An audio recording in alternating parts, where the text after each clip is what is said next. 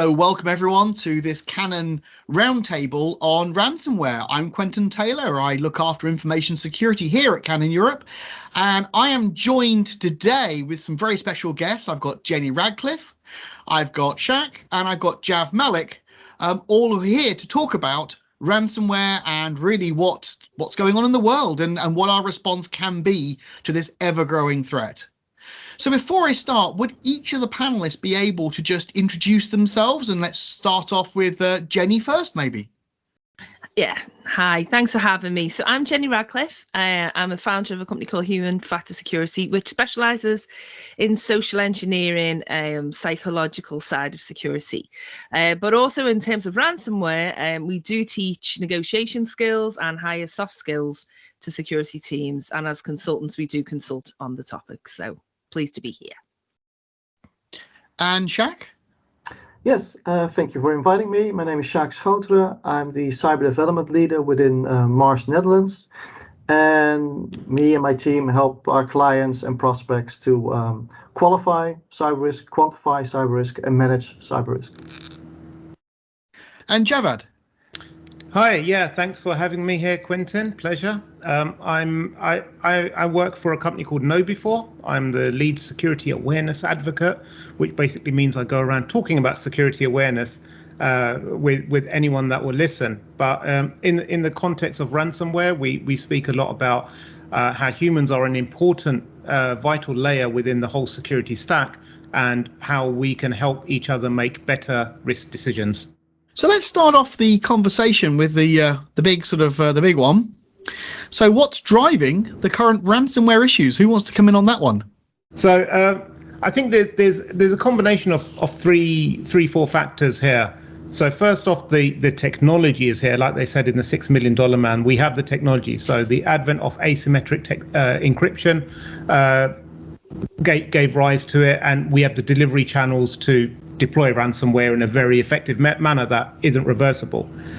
Secondly came cryptocurrency, which made it really, really easy for them criminals to then take money, and it's anonymous-ish, untraceable-ish for now. So that made it very profitable for them. And the third, and I think the most important issue that contributes to it, is the digitalization of information within organizations and within our personal lives. It's been like a slow boil, and organizations typically haven't realized how much they've shifted in or rely now on digital information now compared to, say, even 20 years ago.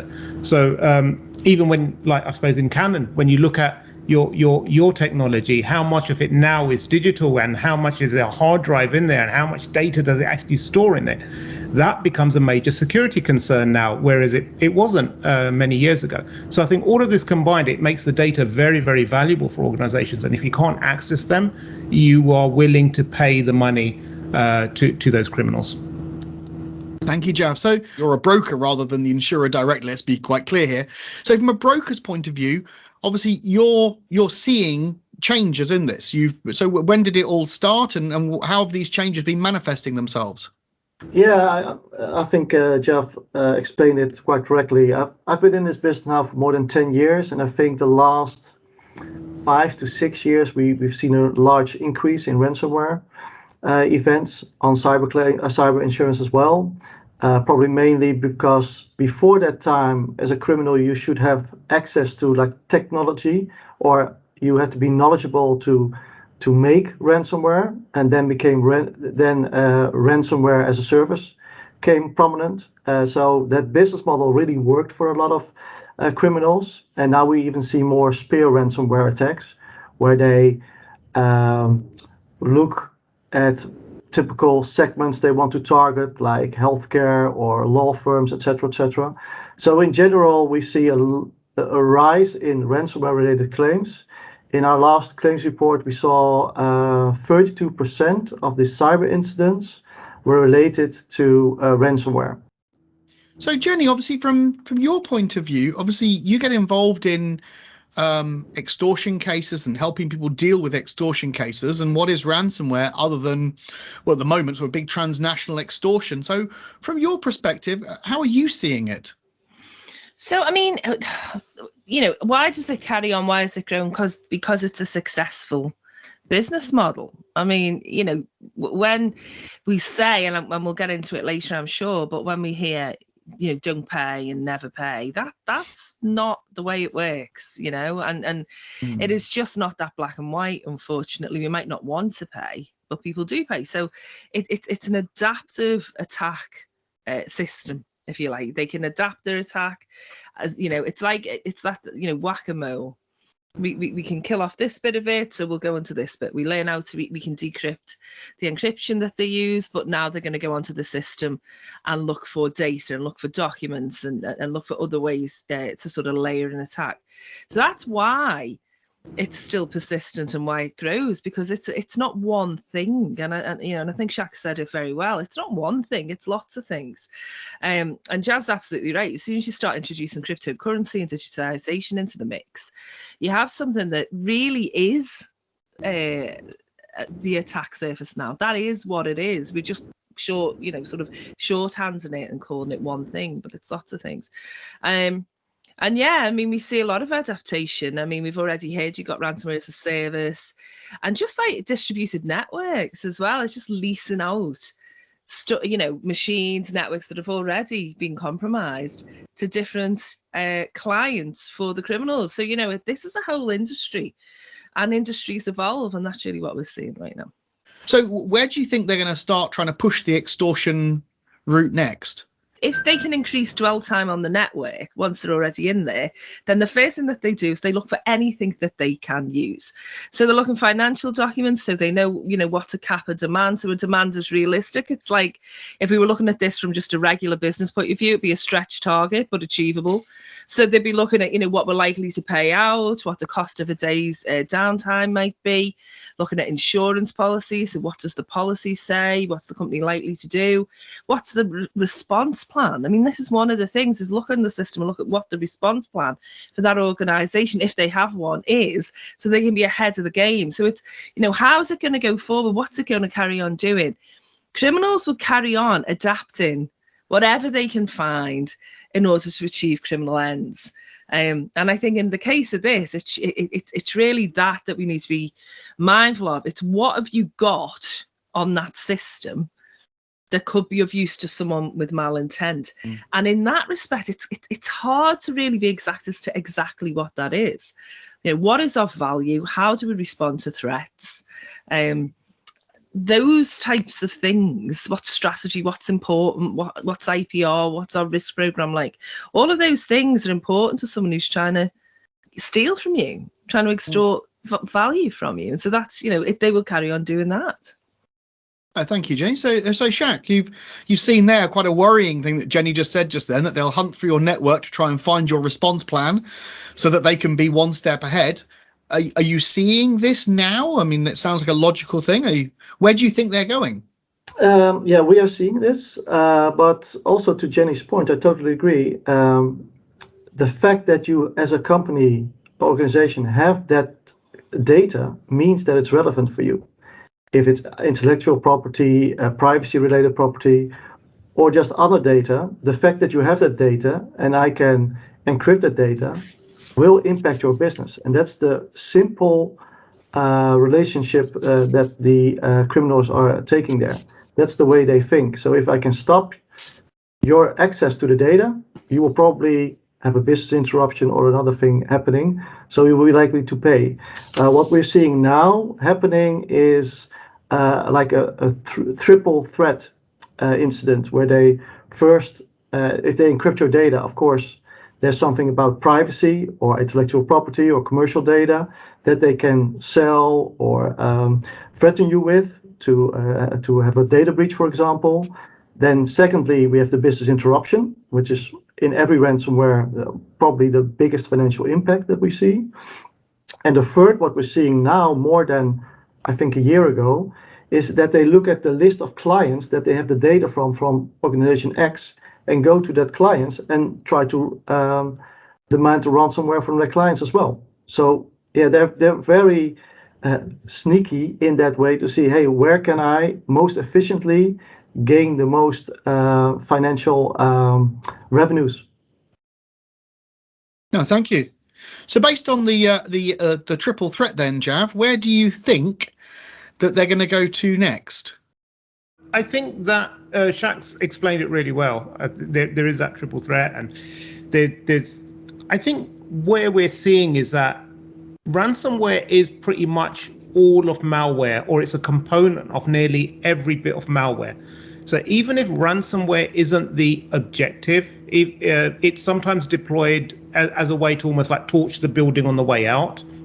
It's also used as a way just to, advertise that we were actually here and you've been compromised in a loud way. I think you're absolutely right, Quentyn, when you framed it as it's extortion. And I think that's what we're going to see, probably more specific and more targeted extortion attempts. So there was like a cosmetic surgery clinic in Florida last year that was breached, and their patients also got threatening emails saying that we now have your before and after pictures, very intimate, very private, so you better tell the company to pay us their money or we're going to start publishing things. Or the mental health clinic in Finland, where even worse, they asked the children to pay the money. Exactly. So there's lots of this going on.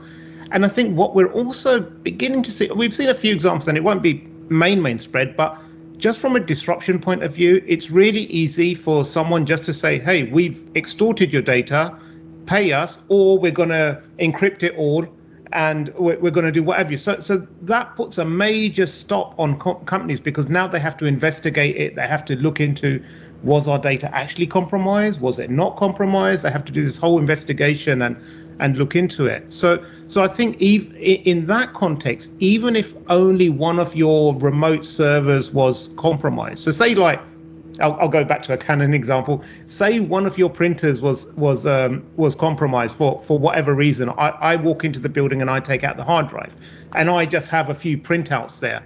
I say, look, here's evidence that I've got Canon's data. Now give me ransom, or I'm going to expose all of your data. And that puts organizations in really, really tricky positions, because now they have to go and investigate and prove to the world that it wasn't there, but the reputation is at stake. So it's become a very dirty business. Actually, we saw that with a major Dutch telco a couple of years ago, where there was a major data breach was announced, and then someone went back through and realized that actually someone just scraped together a previous email breach, had just grepped out the major Dutch telco's name and said, hey, we stole all of this. And when everyone looked at the password, they went, oh, but they're the same as that one over there. Never got to the bottom of why someone did that. It was, but yeah, so they could start going down that particular route. So imagine that you have been breached. So coming back to yourself, Sjaak, imagine you've got the scenario, you've come in and there's a message on your screen saying you are compromised. What next? What should you do? Well, probably if you haven't prepared for it, it's too late. So I always say, have a continuity plan ready, a disaster recovery plan ready, have your legal documents ready, not only digital, but also on hard copy. Hopefully, if they are insured, they can call the incident response team on the cyber insurance. If not, hopefully they have a list also on hard copy of people they call. But to this point, I often see that these type of conversations are only held with or via the IT people. And I do think that cyber risk management in general, but also in this incident response, is something that should be on board level. Because if you ask an IT person to stop a ransomware attack, it could be, okay, I'm going to stop the whole system. But if you don't ask, did you talk about this with your CFO, for example, due to contract liability, etc., the answer is not always yes. So you have to have a big team ready, sales, HR, CFO, legal team, IT, external vendors, where you have prepared such a case, where you have tested if your policy on paper still works in real life, if that policy is also still up to date with the digitalization which is now in the company, because I often see policies of 2, 3, 4 years old, where Jav said, digitization is going so fast that the crown jewels within a company might have shifted from left above to right below. So the policy should also be amended on this. I don't know if that's a clear answer to you, but yeah, no. Making sure you've got a clear policy and making sure it's up to date is, I think, and printed is a key point of what you just said. So Jenny, imagine you receive the call as a regular client and they're saying, "Hey, we've got ransomware this morning. Help us. What should we do?" So I mean, what Sjaak said is right. You need that plan, but the first thing to do is check it off your network. I mean, really, it is, because you've got to kick it off and literally close down all those places that they could have possibly gone into. You need thoroughly to check that they're not there anymore. And what I always say, the first thing is, don't respond. If you haven't responded, don't respond yet, because the minute you respond, the clock sort of starts ticking on any kind of time bombing techniques that they've got there. So don't say anything yet. So don't respond to them and check that they're no longer there is the very first thing.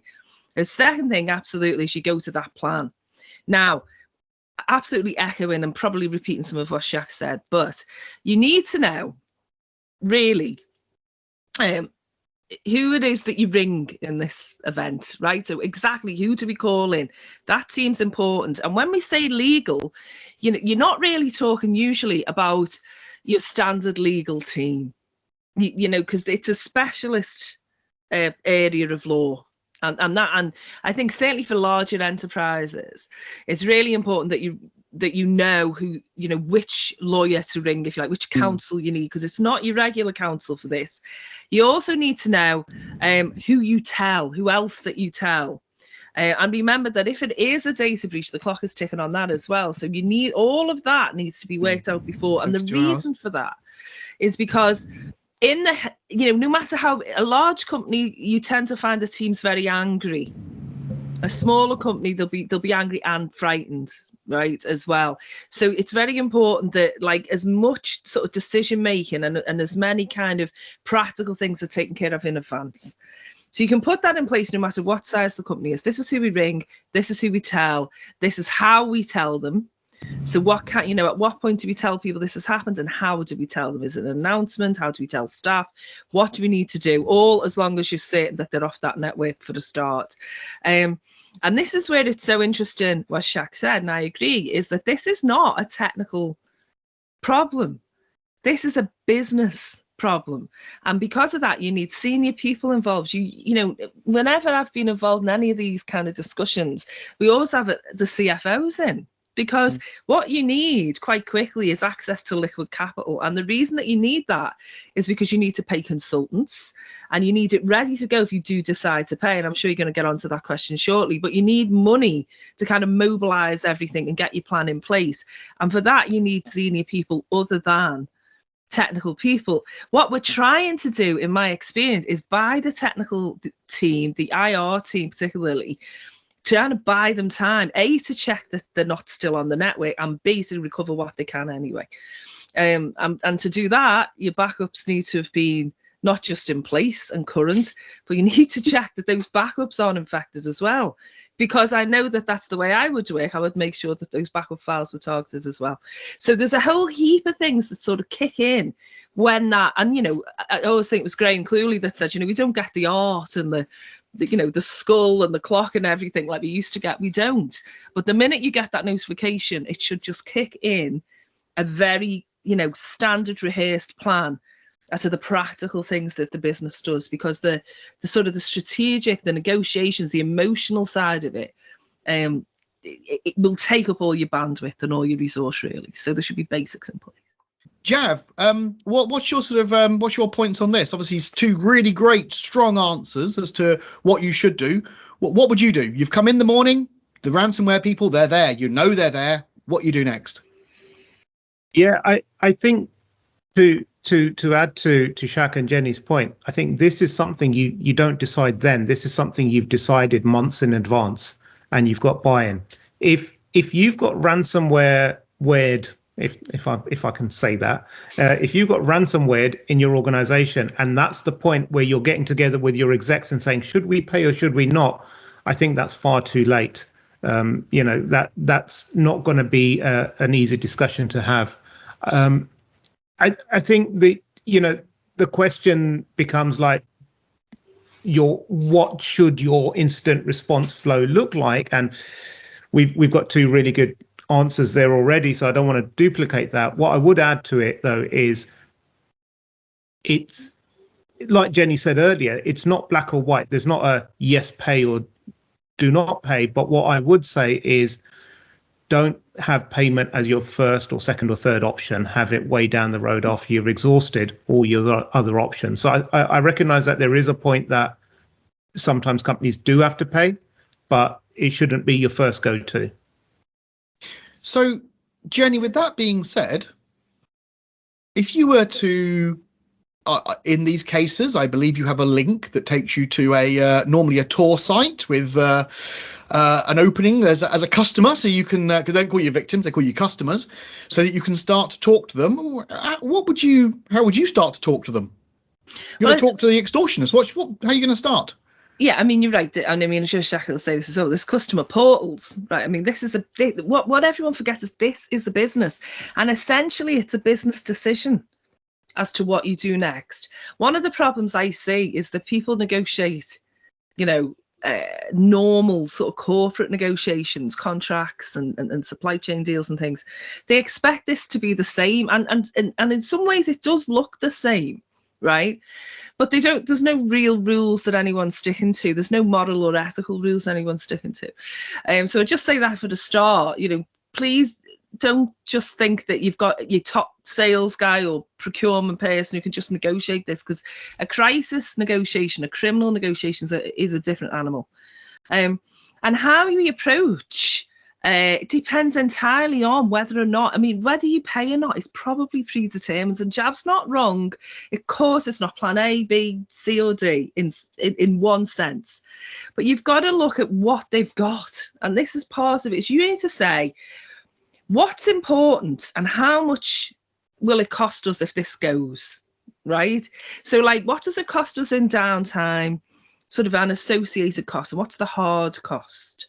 And the truth of it is that if it's a business decision and it costs less to pay it off, or to pay part of it off, or to offer something than it does for that to be down, then that's where your negotiations start.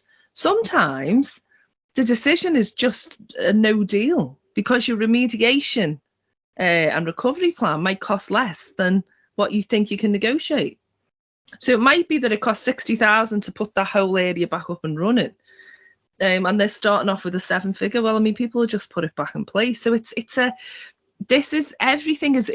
nuanced. It's very circumstance, context specific when you get into it, let alone if this is a potentially business ending event for the organization, which for a smaller company, it could be. So how you start anything, there's never like a set way to start any discussion or any crisis conversation. There's only what's on the table at that precise moment in time. You might be buying time, you might be just making an offer, hoping that, sometimes would say something like, we can get you X amount and we can get it to you within the next 2 hours. And if you'll accept it, that's the end. And sometimes that's what a company will do, because it's just cheaper to do it that way or to try. But sometimes it's just a no deal and you put it back yourself. So, Sjaak, changing the subject very, very slightly, unless you can obviously come in on that point as well, but I was going to change very slightly, which is it ever okay to pay? I mean, are there any? Obviously, we've talked about the ethical side of it's okay to pay, and we've agreed that it probably should not be your first one. But from a moral or legal standpoint, because imagine if you've got somebody else's data, is it okay to pay if you're protecting someone else's data from leaking? That's the $1 million question, probably. It's very difficult. We have a lot of conversation here in the Netherlands as well, and I think in the rest of Europe and across the channel as well. I would say no, it's not okay, unless, and the unless is of course the path that you should have defined before. What are you gonna do after 3 days of business interruption? Can you still handle that? Or after 5 days, after 2 weeks? That's other discussion that you should have had in advance. I think from a So that's more. I look at more like a business case, to be quite honest. And I have this discussion quite a lot, also, especially with IT people that are very against paying, of course, and I totally agree. But then I ask the follow-up question is always from me. So, okay, but have you discussed this with your CFO that you're not going to pay? And still the answer sometimes is no. Why should I? Well, I think it's a business case, and you should have already discussed this. From a legal point of view, I think it should be okay, because if you make it illegal, people, if the business goes awry, they will try to find a solution. So I still think it's better to keep it in the open than under the carpet, so there's no follow-up. We've seen in countries like Italy and Colombia where there was a lot of real-life kidnapping, and it was, I think they made it illegal to insure it or to pay for that kind of ransom with a kidnap. People still try to do it, but via means that you would probably not access if not needed. So. I mean, can I just come in on that, Please. Because this is exactly right. It's a nonsense to say. If you like, first of all, it already is illegal in the States to pay for certain countries if the ransomware comes from certain countries, right? It's on the economic sanction list or whatever. So it is illegal in some ways. But if you say this is an illegal thing to do, just like with anything else that you tell people they can't do, businesses will find a way around it. Right, and if you look, I mean, there's even, I'm thinking the example, Uber paid, and they disguised it as a bug bounty. Yeah. Right, because it was a very important event for them, and it later all came out in the wash and everything else. But they disguised it as a bug bounty because they wanted to pay and get on with their business. People will get on with it; they will do it. Now, let's imagine that that's the case. This is just the legal perspective. Let's imagine that's the case and it's illegal and someone pays. They've now broken the law. So now we're making a criminal of the victim, and we have to devote resources to investigate the victim and what happened and how this, how this event transpired and who was involved. And suddenly you're sort of creating this whole new area of crime that needn't be there. Prevention is the thing rather than criminalizing victims. It won't work. It just doesn't work. People find a way to do it anyway. And especially, again, companies with fewer resources, small to medium-sized enterprises, who might not have the resources in place and the plans in place that you'd expect from a larger company who's got more money, they'll and also that this event can end their business. They're going to pay it. They'll find a way to pay it. And the criminal organisations know that.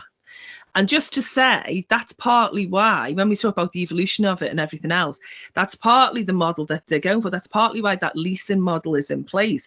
The larger gangs are interested in big businesses, CNI, and governments, absolutely, because that's where the most money is. But the leasing model and the playbooks that go along with that allows them to lease that to smaller criminals and individual actors so that they can attack in lots of different ways. So they're the ones attacking the supply chain and the customers of the plastic surgery clinic and all the rest of it. That's not necessarily the bigger gangs. That's just a way of expanding their business. And what it does from a technical point of view and an investigative point of view is that it fogs the waters in terms of forensics, because it's hard for us to chase and to see a specific MO to know who it is at the heart of it, right? So it sort of changes and morphs with every malicious actor involved. So it makes the whole thing more distributed and more difficult to trace and stop. But yeah, so from a legal point of view, it's not really a grey area. You can't do it. It'd be great if we could say it was illegal, but you just can't do it because you just create more crime and more problems. From a moral and ethical perspective, two things are very different. But it's all very well, first of all, it's an emotional event and people get very angry. And they get, IT teams and security teams get very angry when they're in this position. And if you put emotion at a negotiation, you've lost already. So what we try and do is say, take that emotion out of it, see it as a business situation and a business problem. Primarily, that's what it is. It's a business decision. Nobody wants to fuel crime or pay for crime. Nobody does. But you have to that's a given. Now let's move on. Let's find out what's right in this situation. But do you not find, I'm playing devil's advocate here, Yeah. if everyone stopped paying ransoms overnight, it would be very painful for the first couple of victims. But within a month, the problem will be gone because the ransomware criminals would say, well, if no one pays the ransom, it's not worth doing it. I remember seeing the US Treasury who released a story that over $590 million worth of ransoms had gone through the US banking system, or what they thought were ransoms, in the first 6 months of 2021 alone, whereas 480 million or 490 million was the total amount of money for the entirety of 2020, indicating that the problem has doubled. Playing devil's advocate here, if no one paid, surely that would stop it. So the first thing is absolutely, right? Absolutely, you first. Painful to be that first company, right? though. You go first, Yeah. and that's the problem. And we can't say how long it'd take. You can only guess how long it'd take, because people wouldn't just not pay it. That's a fantasy, right? Because there's no way of stopping people for paying for it, right? So that's the first thing. But you're right. If the whole world agreed on this one thing and no one ever paid it, it would phase it out a little bit. But it used to be that encryption was their main MO. So it used to be that the files were encrypted, and we'll give you the decryptor, and that was the crime. That was what you pay for. But when those decryption keys came out and became more readily available, with companies in the security sector doing great work and share and threat intel to get those key decryptors out there, they just morphed and went for the triple threat that Sjaak said. So so I'm not saying that you're wrong, you're right. And if everyone could agree to it, or if only a few people paid, or if the majority of businesses got together and didn't do it, it probably would phase it out, but it would morph again into something else, I'd suggest.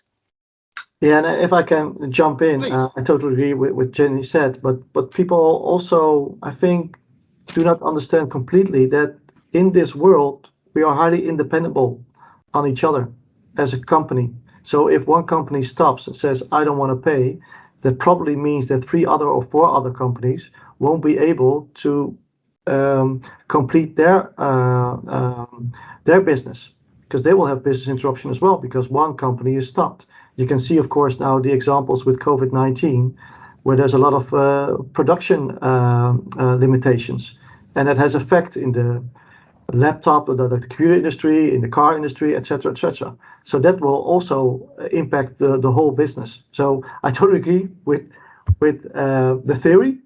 If we don't pay, it will stop. I also think they will find another way, but okay. But you have to imagine the complete impact, not just for that company that has been encrypted, but also on the other companies that are in that business segment and are interdependent on each other. So Jav, what's your opinion? You've been listening to the two sides here. You've heard the sort of the spanner I threw into the works. Where do you come on this conversation? Yeah, I think when you ask, is it okay ever to pay? It reminds me of my kids asking whether it's okay to have ice cream for dinner. It's one of those things. It's like generally I'd say no, but then there are circumstances where you'd say yes, especially if they had their tonsils out or something. So it's one of those things. I think when we say, is it okay to pay? I think it's important to say from whose perspective. From a business perspective, I think, as Jenny's absolutely clarified, it is okay to pay because it's a business decision. I think when you say, like, well, when you take a step back and when you look at a societal perspective or a moral perspective, is it okay to pay? Then, yeah, I think people would say from a moral or ethical perspective, I do not want to fund more criminal activity or terrorism or whatever that is. And that's absolutely right. But, that's you can't mix the two issues together. I think the business is one thing, the sustainability, like Sjaak said, like it's not just one company on its own. There's an interconnective, just look at, your own companies, like how many other companies are in that ecosystem that would suffer if your own company or one of those companies was put out of business. Here in the UK, we've had like issues with supply chains and like petrol's not arriving at petrol stations sometimes, or there's been food shortages or what have you. It's the other thing about it, like just to finish what Jav said there, it's not just money in supply chains, that we're looking at. I mean, the evolution of this, as we're talking about, what's next and everything else, it's who they target and how. Because this is all academic while we're talking about money and businesses, in as much as, imagine if there was a direct threat to life. Now, we've already seen indirect fatalities as a result of ransomware, and the hospitals, fatalities and ambulances being redirected, those types of things. I think there was 2 particular cases that I recall, one in Germany and one in the States. And they're just the ones we kind of know about. There'll be serious threat to life that might well have ended badly, that we haven't really heard about yet. But if that was the direct target, if it was deliberate, like, we are going to switch off the power, we're going to block up the roads, whatever it is, and Quentyn, and Jan probably better than I do, that technically we can switch, CNI attacks can switch on and off various things. Then it becomes a much more of a moral dilemma overall, because what you're talking about there is your ethical decision case by case. Was got to be informed by sort of even philosophical decisions, like how many people does this affect. So the problem is that this can be, because of the abundance and the proliferation of digitization that Jav spoke of in his opening comments, it means that this literally can infect not just one life or a few lives. Potentially, we could be talking about closing cities and things. Now, that's a bit catastrophic to speak about. But when we start to talk about, well, what's the worst that could happen, which is something that any risk assessor will entertain, that's really what you're talking about. So these decisions, right now, we're not really in the thick of the worst this can get. No, I mean, I would agree. I mean, for someone who sat for 3 hours in a queue waiting for diesel with 60 miles range left on my tank and realizing I was 20 miles away from home. Yes. And that wasn't even ransomware. That was, we don't even know what that was. It was driver shortage. Yeah. So, yes, I agree. Sorry, Jav, back to yourself. Just picking up on the spanner that you threw in, seeing as we're throwing hypothetical magical solutions into the mix, if you want to go from a legal route, then, and I hate the word regulation, but why don't you regulate cryptocurrencies? That if you have some KYC checks on those, and you can identify who's opening the accounts or where the money's going to, or you can just freeze them and after a period of time, or reverse them.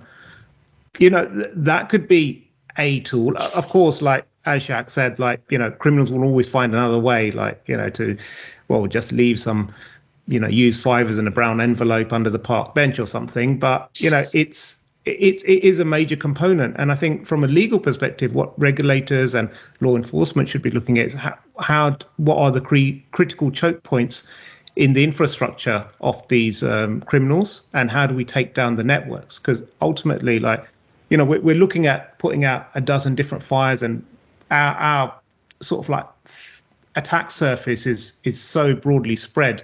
It's everywhere.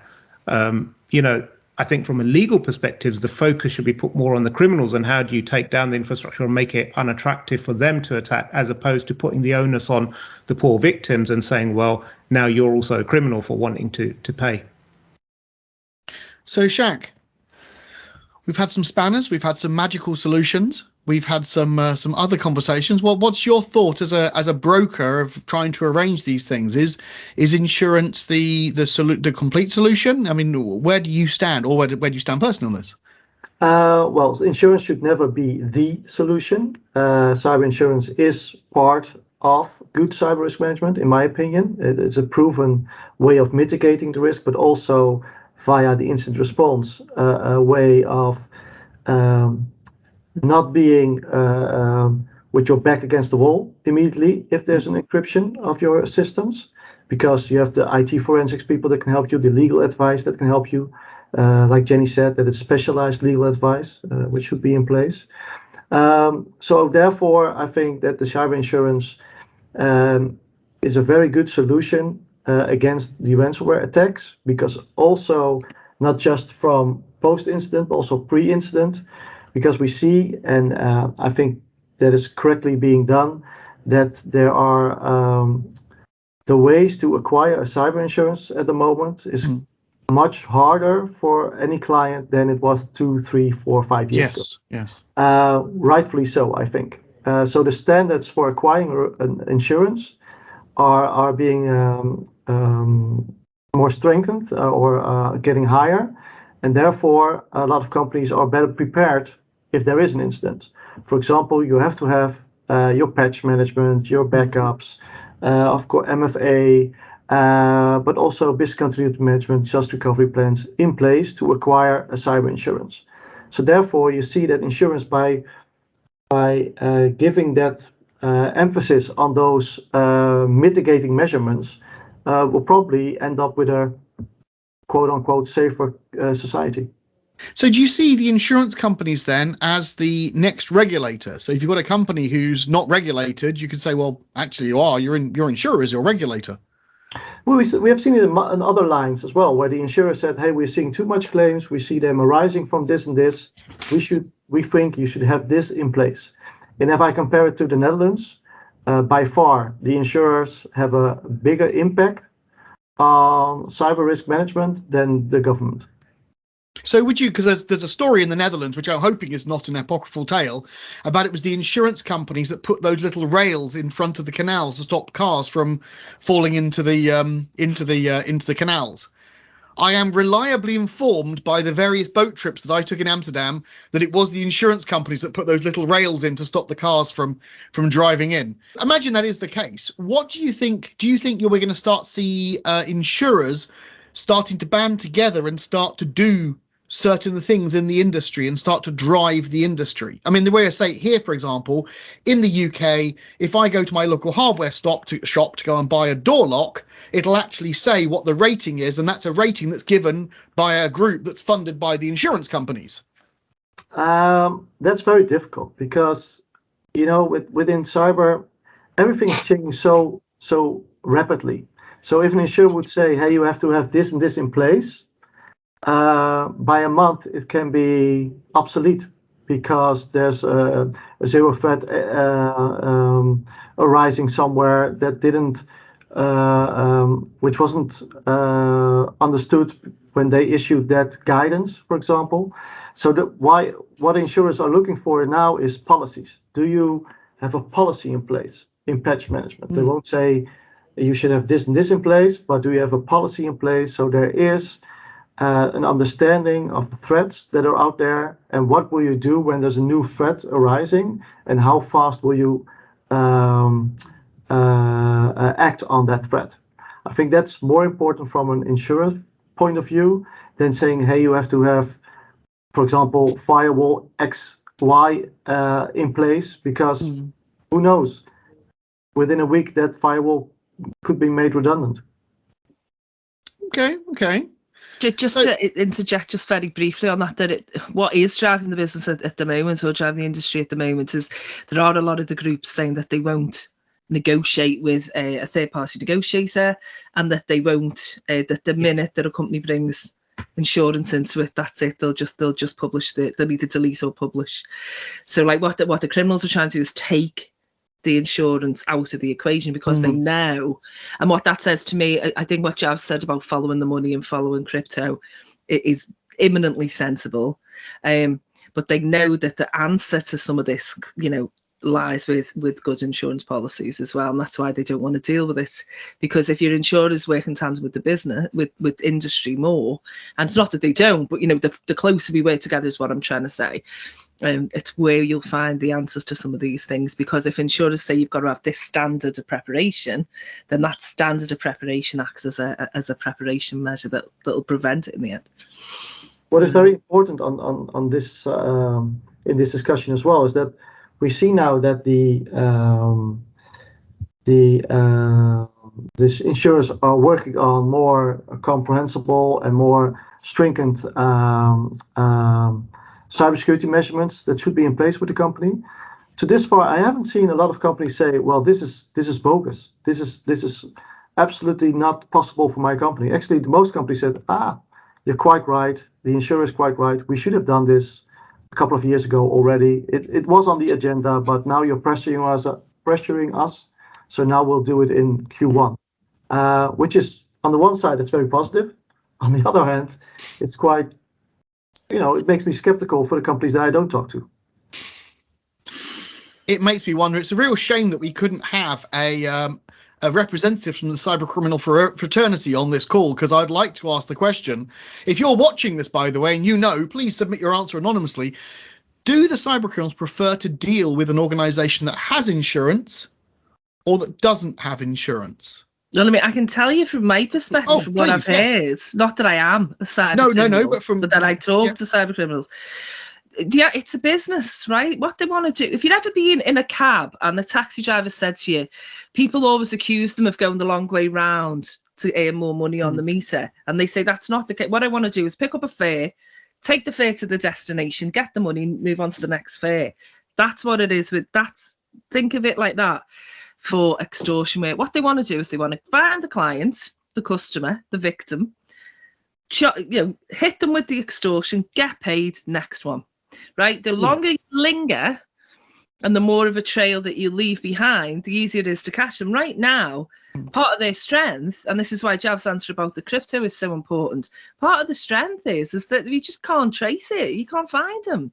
It's very difficult to identify, at scale what's going on. There is some progress, and there is a certain amount of, if you like, intercriminal justice going on, which I needn't expand on, but there's turf wars and things. You'll see certain groups just disappear, and there's a reason for that. They dissipate, they disseminate, they disappear. But at the end of the day, what they're looking for is this to just keep rolling through because it's profitable, and compared to a lot of other crime, it's relatively risk-free and it funds other crimes. So that's really what they prefer. And from a point of view of a negotiator and from someone who consults on this, we'd absolutely prefer to talk to an organised gang as opposed to some kind of lone wolf with kind of ideological objection as well as the financial incentive to deal with. You'd rather deal with someone who's organised, because we can learn an MO and we know that there's a chance of us getting, their business model is to give you your data back. It's not to say that always happens, because there's many, a slip up in all sorts of ways. But generally, they give you it back because then, they get the reputation amongst the community that if you pay, you get it back. So that's the incentive to pay. Yeah, actually, I was talking to someone who is a fellow at a big ransomware company, and they were telling me exactly the same thing. They said our biggest nightmare is when you're dealing with a brand new ransomware group and you have no idea who they are, or indeed how professional they are and how they're going to focus on things and whether they're going to suddenly just run halfway through. It's much easier to deal with an established one. So Jav, so kind of wrapping this up. So the other two people, I want you to start thinking about the sort of the top three things that you would recommend that people start to think about and do right now. And then Jav, we'll ask you that question in a second when we've gone through. But based on what you've just heard just then, Jav, what's your opinion? What would your thoughts be in terms of where we're going on this? I think it's a learning process for many at the time. So I was speaking there's a round table.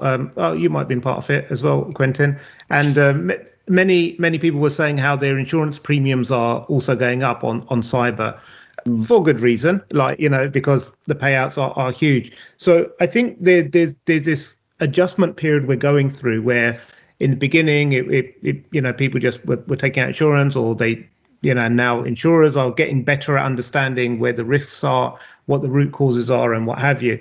To one of your earlier points, there was an incident last year where an insurer got hacked, compromised, yes, and their customer list, and they knew how much their maximum payouts were, so they're going and encrypting all their customers and then charging them just below what or up to the maximum amount. And the belief was that the criminals had been in that insurance company's network. In fact, I think it was a broker, had been in that broker's network for a while. And it was only when they were discovered, they encrypted because, it was of no use anymore to them.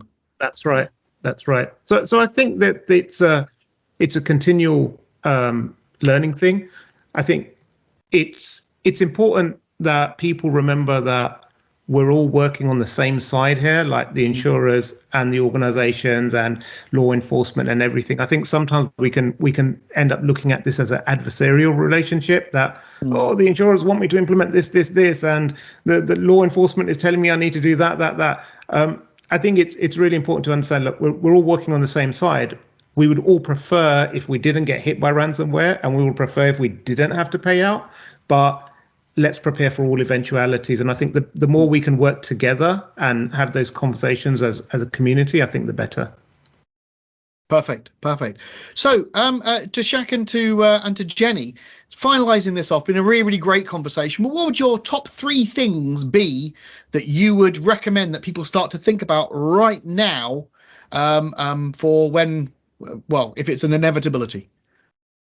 Okay. Please, Jenny. So I've got some tips for prepare, and I've got some things for prevent. On the preparation side, I think we've spoke about it, quite a bit about that plan.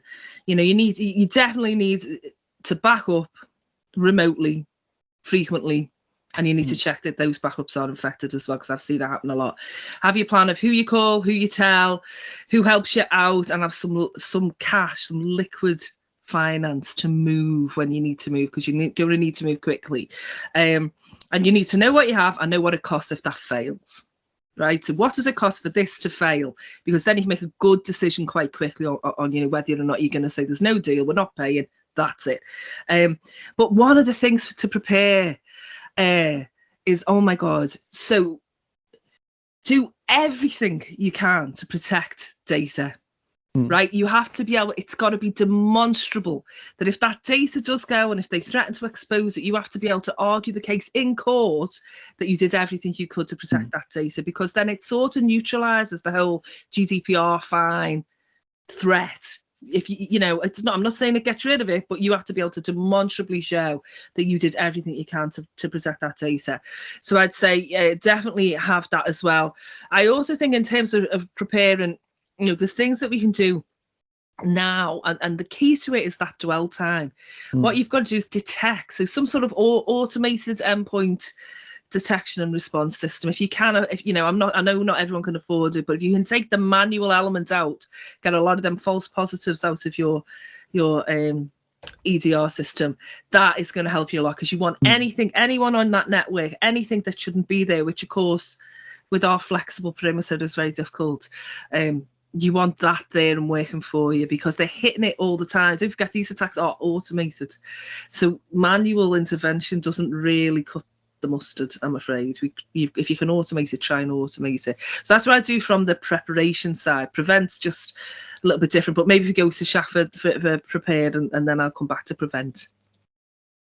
Yeah, I totally agree with what Jenny's saying. Multi-factor authentication is, of course, also a technical measurement that should be in place, if possible, within the company. If I had to say 3 things, is test. So test your policies. Do they still work?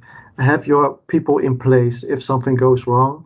And also I see a lot of companies that are just not aware of the risks, of the magnitude of the risk that they have. So, what I always say to companies, a very easy way to have these scenarios in place. We do a lot of cyber risk assessments, but you can also play the you got fired game, where you say, hey, we are with a bunch of people from the company. We're all fired now, but we still have access to our systems for like 2 or 3 days. And then say, we're very angry. How can we hurt this company as much as possible? And then you'll see a lot of scenarios coming up where you probably haven't thought about it. IT would not have thought about that type of data could be so relevant for that client, etc., etc. And then try to quantify that risk and say, okay, are we able to mitigate that risk financially and PR-wise probably? Or should we find another solution for the rest risk that still applies? Should we transfer that risk to a cyber policy, or should we mitigate the risk by any other means? I think that it could be very tiresome to do that, and you have to have consultancies in place. But in the way I tell it now, it should be easy to do. A rule of thumb to say, hey, we could do this and this. This is financial impact. How can we mitigate it? And can we tackle this? If something occurs, can we really handle this, or should we transfer it? I think that every company could do this. No, I like that idea, the you've been fired game. I've never heard it called that, and to be honest, I'm going to start to steal that from now forwards. I like that. That's a good game. Jenny, you wanted to come back, and then I'll give the last word to Jav, if I may. Yeah, well, from a prevention point of view, there's things you can do.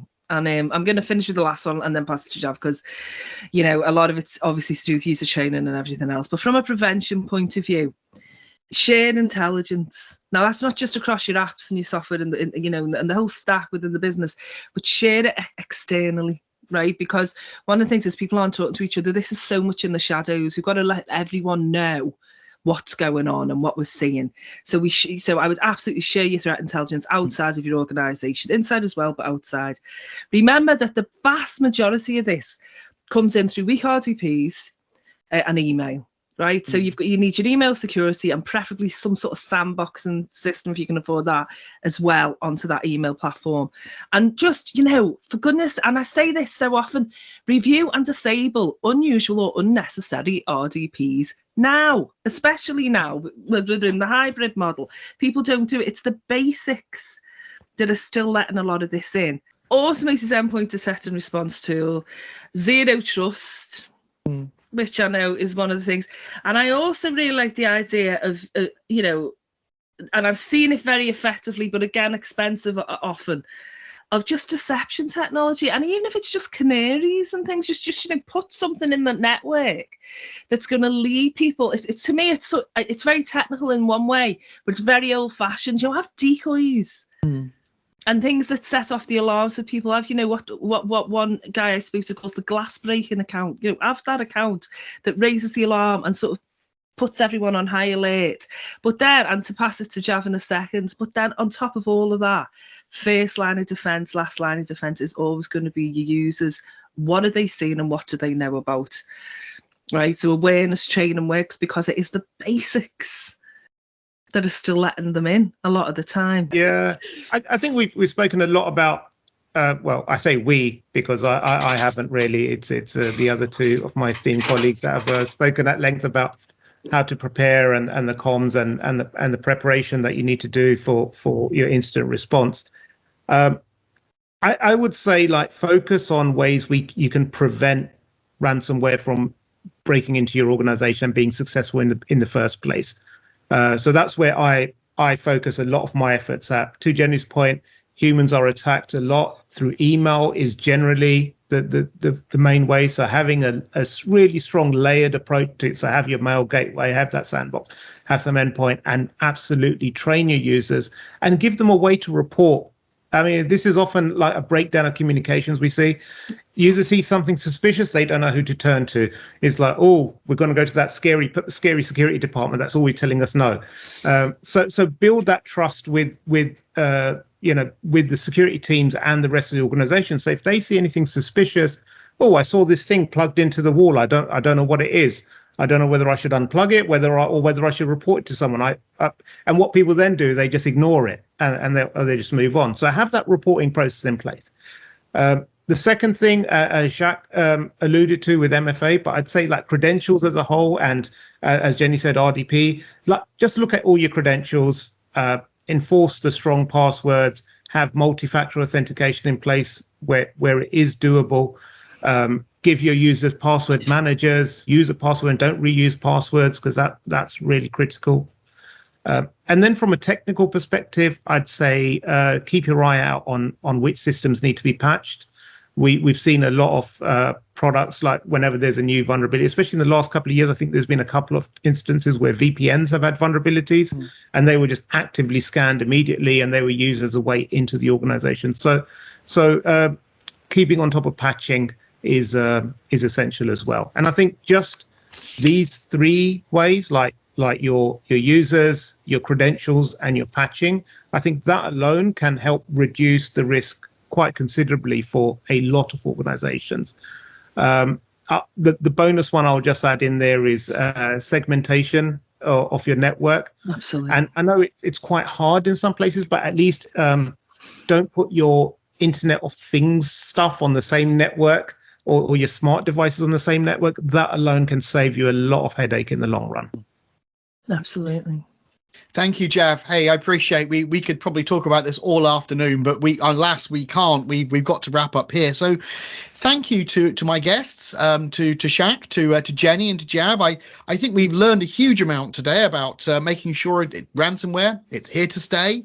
And if you want to prevent it, or you want to prevent the impact of the ransomware, make sure you've got your segmentation, your perimeter, your patching, your credentials, your multi-factor authentication, that you've played those games to say, actually, what's the worst someone could do? You've done your tabletop exercises, and that you put things in your network to make sure that if someone does get into your network, they really don't have any idea of what's real and what's not real. And there's certain things, maybe certain records, that if they get queried, they instantaneously set off an alarm somewhere.